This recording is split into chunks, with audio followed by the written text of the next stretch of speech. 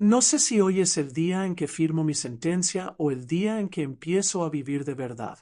Me llamo Samira, tengo 32 años, y vengo de un lugar donde una mujer puede desaparecer sin dejar rastro, y nadie hace preguntas. Crecí en Alejandría, Egipto, en un apartamento viejo, de paredes agrietadas, con el sonido constante de bocinas de taxis y el olor a pan recién horneado que venía del puesto de la esquina. Mi familia no era rica, pero tampoco pasábamos hambre. Mi padre era conductor de autobús y mi madre, ama de casa. Éramos 5 hermanos, 3 varones y 2 mujeres. Yo era la mayor de las hijas, y eso siempre significó que debía dar el ejemplo. En mi casa, la religión no era una opción. Era el aire que respirábamos, la medida de cada palabra y cada gesto. Desde pequeña supe que Dios lo veía todo, y que mi padre también. No existía el concepto de privacidad o espacio personal. Mis pensamientos debían ser puros, mi voz baja, mis ojos siempre hacia el suelo.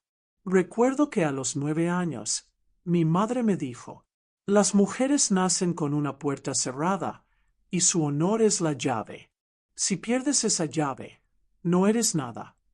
En ese momento no entendí.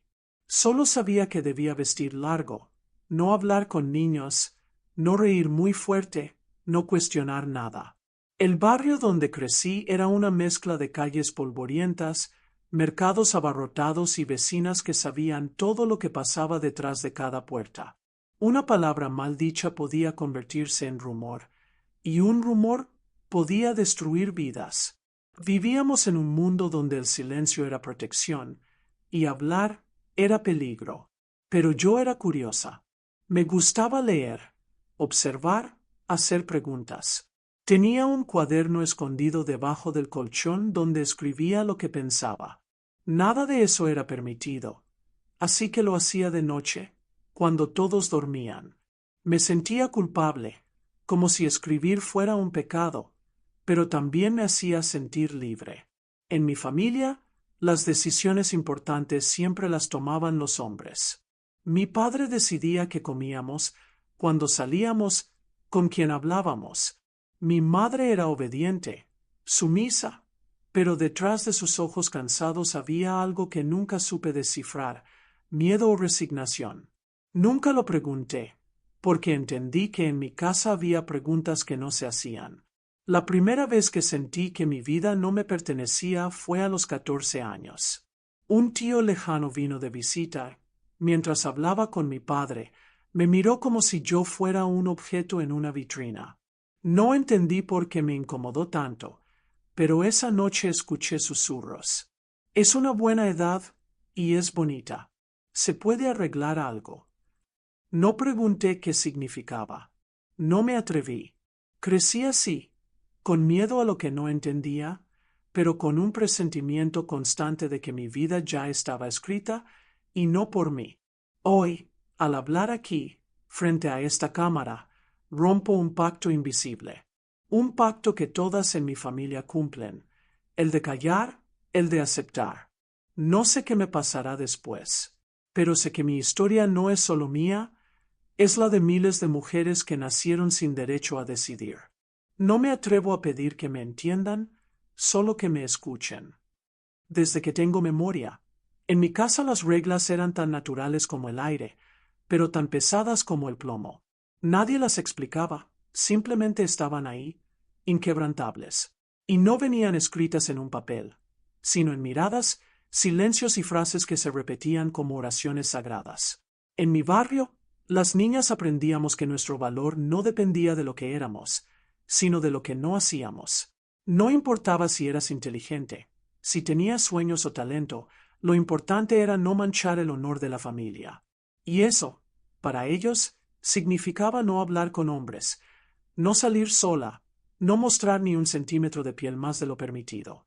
Mi escuela estaba a 15 minutos caminando, pero nunca hice ese trayecto sola.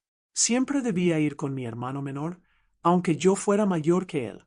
A los ojos de todos, él tenía más autoridad para protegerme que yo para protegerme a mí misma. En el aula, Las niñas nos sentábamos juntas, separadas de los niños por un pasillo que parecía más un muro invisible. Los profesores eran estrictos, y aunque enseñaban matemáticas o lengua árabe, siempre encontraban el momento para recordarnos que la obediencia es una virtud femenina. Recuerdo que una vez levanté la mano para hacer una pregunta de historia, y el maestro me dijo: «Las mujeres no necesitan saber tantas cosas, Samira. Tu futuro está en tu hogar, no en los libros». Me tragué la respuesta. Aprendí que hablar significaba exponerse, y exponerse significaba problemas.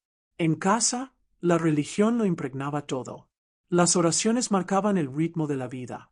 Al amanecer, al mediodía, a media tarde, al anochecer y por la noche. No había discusión. Si estabas enferma, si estabas cansada, si estabas estudiando, dejabas lo que hacías para rezar. Y si alguna vez mi voz se apagaba o mis labios se movían más lento, mi madre me miraba con ese gesto que no admitía réplica. Mis primeras señales de conflicto interno aparecieron cuando empecé a sentir que algo no encajaba en mí.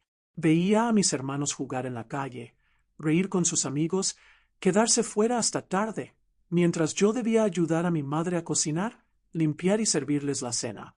No lo cuestionaba en voz alta, pero en mi cabeza surgía la misma pregunta: ¿por qué ellos pueden y yo no? Mi madre siempre repetía que así era la voluntad de Dios y que aceptar era una forma de fe.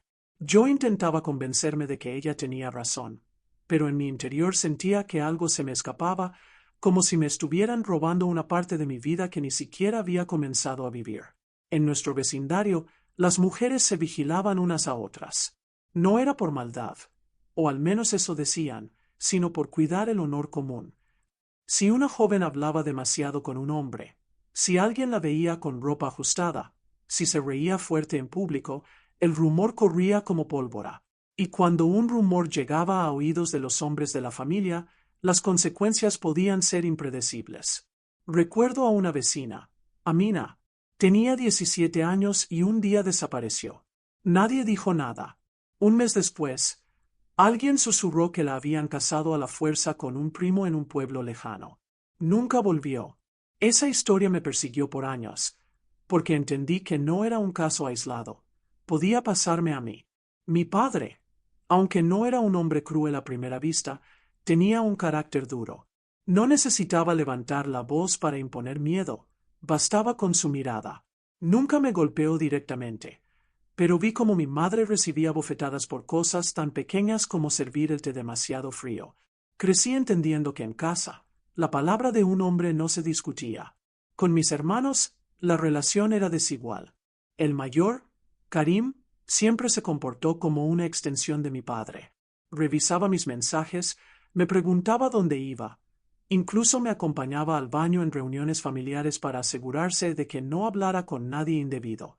El menor, Joseph, a veces me defendía en silencio, pero también estaba atrapado en la misma red de normas y expectativas. Yo aprendí a callar, a sonreír cuando quería gritar, a bajar la cabeza cuando quería mirar de frente.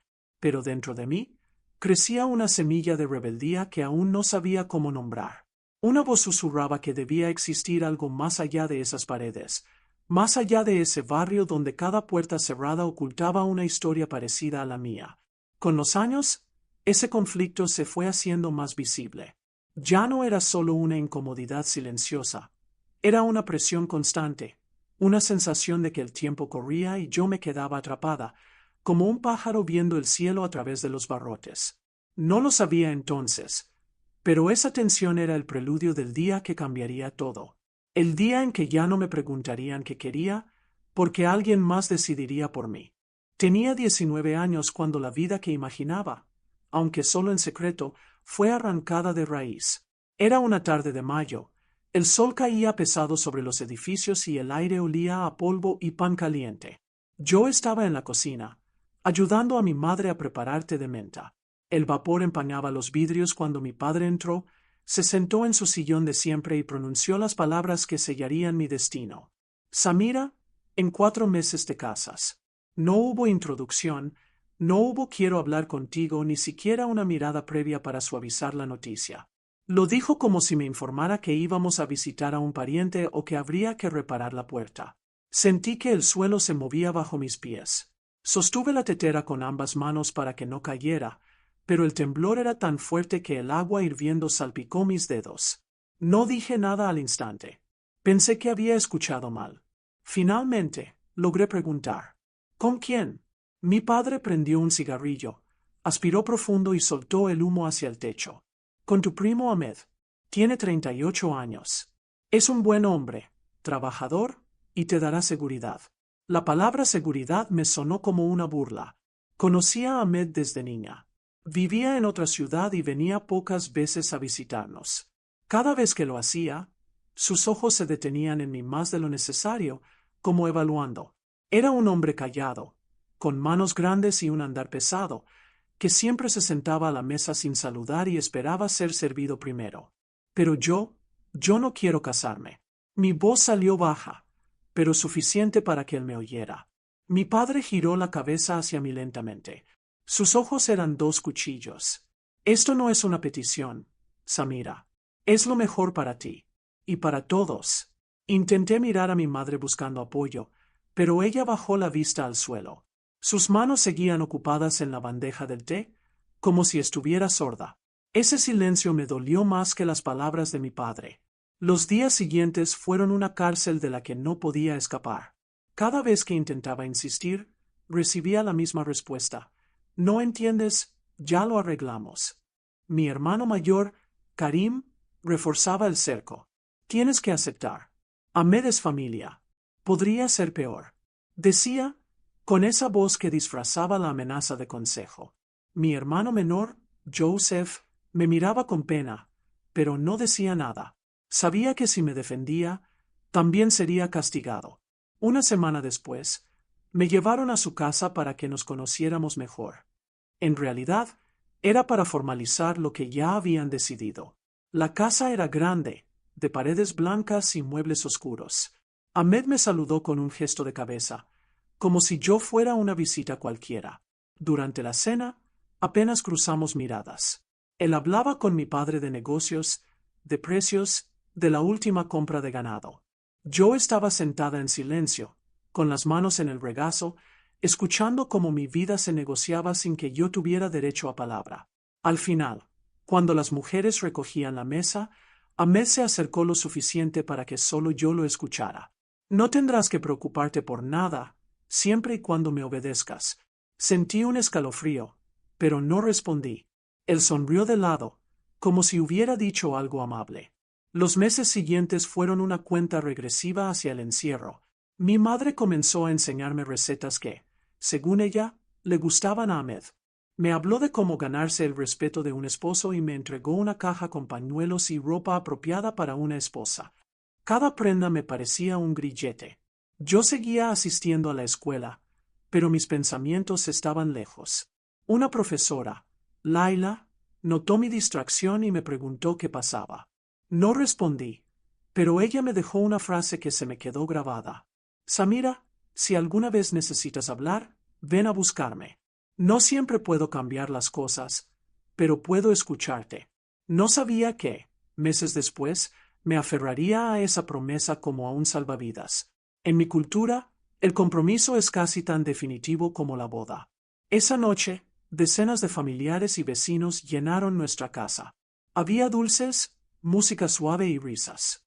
Yo estaba sentada en el centro, con un vestido verde esmeralda, mientras Ahmed y mi padre estrechaban manos como si cerraran un trato comercial. Una vecina me susurró: «¡Qué afortunada eres! Tantas sueñan con un esposo que pueda mantenerlas». Yo sonreí por costumbre, pero por dentro sentí que me arrancaban algo que no sabía nombrar. Esa noche no dormí. Miré por la ventana y pensé en correr. ¿Pero a dónde? No tenía dinero, ni contactos, ni un lugar seguro. Me imaginé vagando por calles desconocidas hasta que la policía me devolviera a mi familia, o peor. 4 meses después, llegó el día. El salón estaba decorado con flores artificiales y luces doradas. La música sonaba fuerte, pero yo apenas la escuchaba. Mi vestido pesaba tanto que me costaba caminar. Mi padre estaba orgulloso. Mi madre parecía ausente. El imán pronunció las palabras. Mi padre dio su consentimiento, Y yo respondí sí con un hilo de voz. Nadie notó que mis manos temblaban. Ahmed sonrió satisfecho, como quien recibe una propiedad prometida. No quiero describir cada detalle. Solo diré que esa noche confirmé que el miedo puede paralizar hasta dejarte sin voz.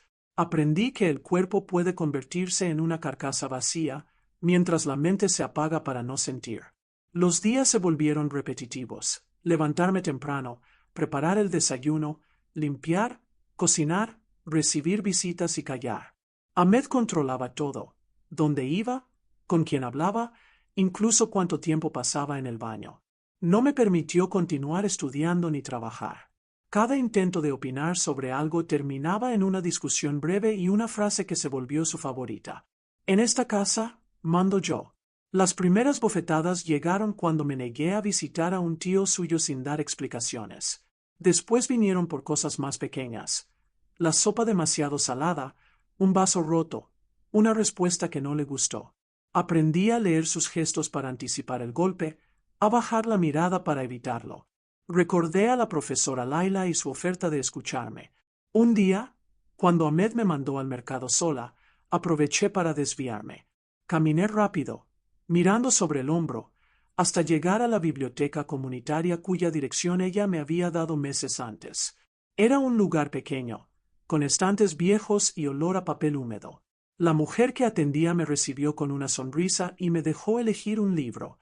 Sentí que allí, entre esas páginas, podía respirar. Volví cada vez que encontraba una excusa para salir sola. Leía sobre mujeres que habían huido, sobre países donde podían elegir su vida, sobre derechos que yo nunca había tenido. Cada vez que regresaba a casa, el contraste me golpeaba. Pasaba de un mundo donde podía imaginar a otro, donde ni siquiera podía decidir qué ropa ponerme. Con el tiempo, el miedo empezó a mezclarse con algo nuevo, una rabia silenciosa. Ya no solo pensaba en sobrevivir, empezaba a soñar con salir. Pero salir significaba romper todas las reglas que me habían enseñado desde niña. Significaba arriesgarme no solo a perder mi familia, sino mi vida. Esa fue mi batalla diaria, entre la obediencia que me mantenía con vida y la libertad que me tentaba aunque pudiera costarme todo. En los primeros meses de matrimonio, pensé que mi vida sería una sucesión interminable de días grises. Me levantaba antes que el sol, preparaba el desayuno, limpiaba, cocinaba y esperaba a que Ahmed volviera. La casa siempre estaba en silencio cuando él no estaba, pero no era un silencio de paz, era un silencio de encierro, de esos que pesan en los hombros. No obstante, un día ocurrió algo pequeño que, sin saberlo, encendió una chispa. Una tarde, mientras limpiaba una cómoda vieja en el dormitorio, encontré una carta amarillenta entre las páginas de un libro olvidado. No estaba dirigida a nadie en particular, pero hablaba de una mujer que había dejado su casa para estudiar medicina en el Cairo. Decía que el mundo es más grande que las calles que conocemos y que nadie nace para vivir bajo las decisiones de otros. No sé quién había escrito esa carta ni cómo llegó ahí, pero la leí tantas veces que casi me la aprendí de memoria. Esa noche, al acostarme junto a Ahmed, repetí en mi mente esas frases como si fueran una oración. Era la primera vez que me permitía imaginar que mi vida podía ser diferente. Recordé la dirección que Laila, mi profesora, me había dado antes de casarme. Un día, Ahmed me pidió que fuera al mercado a comprar especias. Aproveché para desviarme y llegar a la biblioteca comunitaria. Era pequeña, con estantes desordenados y olor a polvo, pero para mí era un palacio. La encargada, una mujer mayor llamada Salma, me dejó quedarme leyendo en silencio. Comencé a ir una vez al mes, después cada 2 semanas, inventando excusas para salir. Allí leía sobre mujeres que habían cambiado su destino, sobre países donde las mujeres podían estudiar, viajar solas, elegir a quién amar. Cada página era un golpe y un consuelo al mismo tiempo. Me mostraban lo que no tenía, pero también lo que podía existir. Salma, la encargada de la biblioteca, nunca me preguntaba demasiado, pero a veces me dejaba un libro apartado, como si supiera exactamente lo que necesitaba leer. Un día me entregó uno sobre leyes y derechos de las mujeres en Egipto. Al principio pensé que era una broma cruel. ¿Derechos? ¿Dónde? pero entendí que en el papel había más posibilidades de las que me habían enseñado a creer. No todo se aplica en la práctica, me dijo Salma en voz baja, pero saberlo te hace menos prisionera. Guardé esa frase como un tesoro. Mi despertar no fue una explosión, sino una serie de actos pequeños. Un día, decidí usar un pañuelo de un color que a Ahmed no le gustaba. Él frunció el ceño, pero no dijo nada. Otra vez, preparé una comida distinta a la que él había pedido y me limité a decir que era lo que había en el mercado. Comencé a probar hasta donde podía llegar sin recibir un castigo directo. A veces, en la soledad de la cocina, cantaba en voz baja. No era para desafiar, era para recordarme que todavía existía algo mío, aunque fuera un susurro. Empecé a soñar con escenarios que jamás me había permitido. Caminando sola por una ciudad desconocida, estudiando en una universidad, trabajando en una librería, viviendo en un lugar donde nadie sabía mi apellido. Eran sueños sencillos, pero para mí, eran tan lejanos como el cielo. Lo curioso era que, al principio, me despertaba sintiéndome culpable. En mi cultura, soñar con otra vida podía considerarse una traición. Pero poco a poco, esos sueños pasaron de ser una fuga nocturna a convertirse en un plan silencioso. Un día, Salma me dio un cuaderno pequeño, de tapa dura, y me dijo, para que guardes tus pensamientos. A veces, escribir es la única manera de no volverse loca. Volví a casa con ese cuaderno escondido entre las verduras de la bolsa del mercado. Allí escribía lo que no podía decir, mis miedos, mi rabia, las cosas que aprendía en los libros, las palabras que quería gritar y no podía. Cada frase era como un ladrillo en un puente invisible hacia algo que aún no tenía forma. El momento que marcó un antes y un después llegó en un día aparentemente normal. Ahmed había salido temprano y yo, por una vez, me quedé mirando por la ventana sin hacer nada. En la calle, vi a una niña con uniforme escolar y una mochila azul. Caminaba sola, sonriendo, con una confianza que yo no recordaba haber sentido nunca. Me quedé observándola hasta que dobló la esquina. Y entonces lo entendí. Lo que yo sentía no era solo tristeza. Era hambre. Hambre de vivir, de elegir, de sentir que mis pasos eran míos. Ese día me prometí algo. No sabía cuándo ni cómo, pero no moriría en esa casa sin haber probado la libertad. Por supuesto, todo debía hacerse en secreto. Ahmed desconfiaba si yo salía demasiado o si me veía pensativa. A veces, sus preguntas eran trampas. ¿En qué piensas? En nada, respondía siempre. Pero por dentro, pensaba en cientos de cosas, rutas de escape, maneras de ahorrar aunque él controlara el dinero, personas a las que podía acudir si algún día me atrevía. Mi despertar fue lento, pero imparable, y cada vez que regresaba de la biblioteca, cada vez que escribía en el cuaderno, cada vez que soñaba sin culpa, sentía que el muro que me rodeaba tenía una grieta más. No sabía aún que pronto, esa grieta se convertiría en un derrumbe. El momento llegó antes de lo que imaginaba. No hubo una señal clara, solo una acumulación de días donde el aire en esa casa se volvió irrespirable. Fue una mañana de invierno. Ahmed había salido temprano para visitar a un cliente. Por primera vez en semanas, no dejó instrucciones sobre qué debía hacer. Me quedé de pie junto a la ventana, mirando la calle vacía. Tenía el cuaderno de Salma escondido bajo el vestido, en la cintura. Lo acariciaba con la mano como si fuera una armadura invisible. Sentí que si no hacía algo ese día, no lo haría nunca. En el mercado, vi a Salma por casualidad. Ella me saludó con un leve movimiento de cabeza, nada más, como si supiera que debíamos ser discretas. Mientras me acercaba para comprar verduras, me susurró: si algún día necesitas un lugar, ve a la calle Al-Masri, número 42. Pregunta por Nawal. Su tono no dejaba espacio para preguntas. Me guardé esa dirección en la memoria como si fuera un número sagrado. 2 días después, ocurrió algo que terminó de empujarme. Ahmed llegó de mal humor, tiró su abrigo sobre el sofá y me gritó por no haber preparado el café a la temperatura que quería. No me dio tiempo a explicarle que la estufa estaba fallando. Me empujó contra la pared y su mano me golpeó en la mejilla con tanta fuerza que sentí un zumbido en el oído. Cuando se fue a dormir, me miré al espejo. El lado izquierdo de mi cara estaba rojo e hinchado. Y entonces lo decidí. No me importaba si moría en el intento. No iba a seguir así. Esperé una semana. Necesitaba que Ahmed creyera que todo estaba normal. Me comporté como él quería, obediente, callada, servicial. Pero cada noche repasaba mentalmente el camino hasta la calle Al-Masri. La oportunidad llegó un viernes. Ahmed se fue a visitar a un primo en otra ciudad y dijo que regresaría al día siguiente.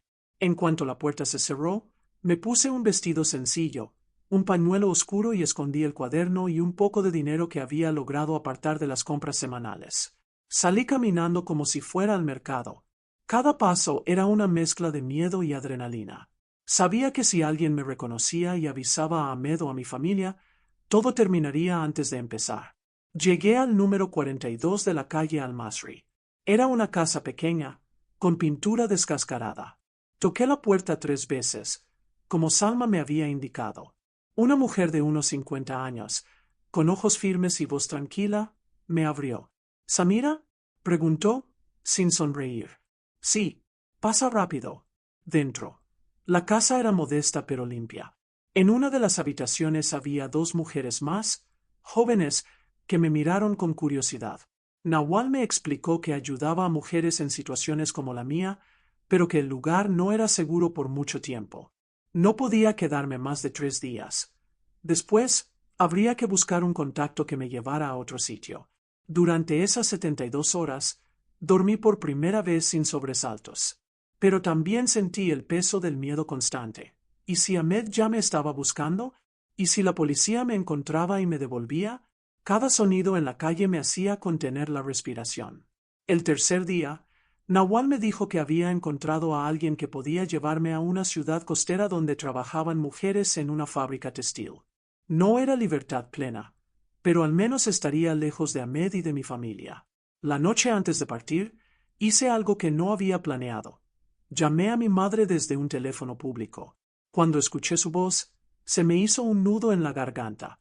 Le dije que estaba bien, que no podía decir dónde estaba y que la amaba. Su respuesta fue un susurro. Vive, hija. Aunque yo no pueda, vive por las dos. Colgué antes de llorar.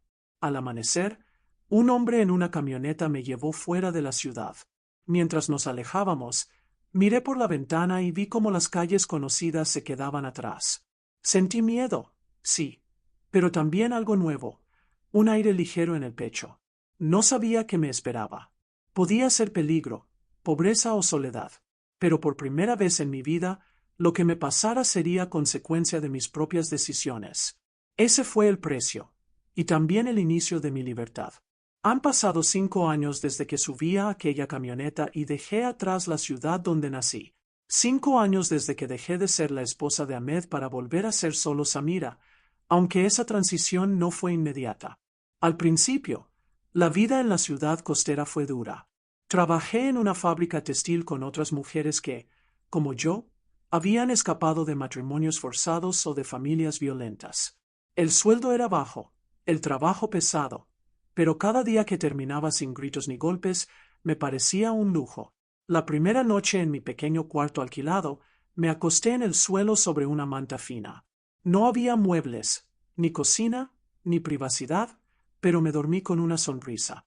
Por primera vez, cerré los ojos sin miedo a que una puerta se abriera para imponerme algo que no quería. Los primeros meses fueron una mezcla de alivio y vacío. Me había liberado del control de Ahmed, pero no sabía quién era sin él, o mejor dicho, sin la jaula que había sido mi vida. Descubrí que la libertad no es solo escapar, es aprender a vivir sin cadenas mentales. Volví a escribir en el cuaderno que me dio Salma. Al principio eran frases cortas. Hoy comí sola, fui a la playa y toqué el agua con los pies. Luego, empecé a escribir mis recuerdos, a darles forma, a entender que mi historia no era solo dolor, también era resistencia. Con el tiempo, una de las mujeres de la fábrica me llevó a un centro comunitario donde daban clases nocturnas. Allí aprendí informática básica y mejoré mi lectura de inglés. Descubrí que el conocimiento era un tipo de libertad que nadie podía arrebatarme. Poco a poco, dejé de hablar en susurros. Mi voz, que había estado apagada por años, comenzó a tener fuerza. La primera vez que conté un chiste y todas rieron, sentí que una parte de mí había vuelto a la vida. No he vuelto a ver a mi madre. A veces, por la noche, me pregunto cómo está, si piensa en mí, si sufre por no poder verme. A veces sueño que caminamos juntas por un mercado, sin prisa, como dos amigas. Me despierto con el corazón apretado. Sé que para ella, mi escape fue una mezcla de orgullo y condena. Orgullo porque lo logré, condena porque su mundo no le permitía hacer lo mismo. Aprendí que la libertad no siempre llega de golpe. A veces empieza con una frase escondida en un libro, con un cuaderno lleno de pensamientos secretos, con una dirección escrita en un trozo de papel. Aprendí que el miedo nunca desaparece del todo, pero se puede aprender a caminar con él. Entendí que nadie te va a dar libertad. Tienes que tomarla, y tomarla siempre implica un precio. El mío fue perder a mi familia, mi hogar, mi identidad tal como la conocía. Pero gané algo que vale más, la posibilidad de decidir por mí misma. Si alguna mujer me está escuchando ahora y siente que su vida no es suya, que su voz no cuenta, quiero que sepa algo. No estás sola. Aunque todo a tu alrededor te diga que debes quedarte donde estás, aunque el miedo te paralice, existe un mundo fuera de las paredes que conoces. No digo que sea fácil. No lo es. Hay noches en las que el frío del miedo y la soledad me han hecho preguntarme si hice lo correcto. Pero cada vez que me levanto y elijo cómo vestirme, a dónde ir o qué leer, sé que sí. Vivo en un pequeño apartamento cerca del mar. Trabajo en una tienda de libros. Cada vez que entrego un libro a alguien, pienso en Salma, en la carta que encontré en aquella cómoda, en mi profesora Laila. Sin saberlo, todas ellas pusieron un ladrillo en el puente que me trajo hasta aquí. A veces, en las tardes libres, camino por la playa y me dejo mojar los pies por las olas. El sonido del mar me recuerda que todo fluye, que nada es completamente estático, ni siquiera la vida que parece más atrapada. No puedo prometer que mi historia termine en un final perfecto. La libertad no es un destino al que se llega y ya.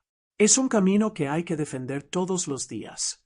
Pero si algo me ha enseñado esta vida es que incluso el pájaro más pequeño, cuando siente que se ahoga, puede aprender a romper su jaula. Hoy soy libre, y aunque mi libertad sea frágil, es mía.